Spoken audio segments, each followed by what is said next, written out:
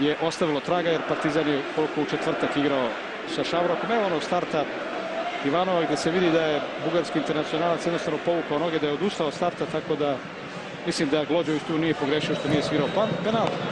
A onda je u 30. minutu Aksentijević doveo goste u vojstvo od 1:0.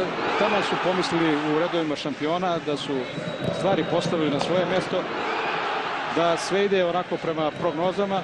Međutim, tako je izgledalo samo 7 minuta kada je sjajan pas Goločevca Kasalica posle ovog duela sa Ivanovim pretvorio u izjednačenje. U drugom poluvremenu Partizan opet nadmoćniji.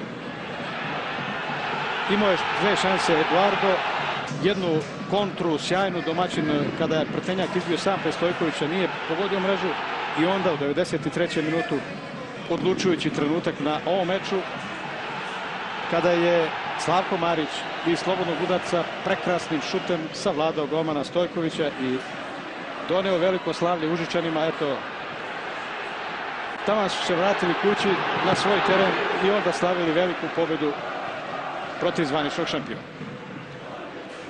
Čestitke Užičanima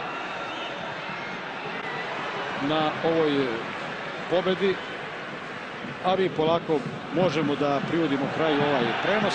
To je ta akcija koja je prethodila onom slobodnjaku iz kojeg je Marić postavio konačno. Sloboda, point Partizan 2:1. Hvala na pažnji i pozdrav.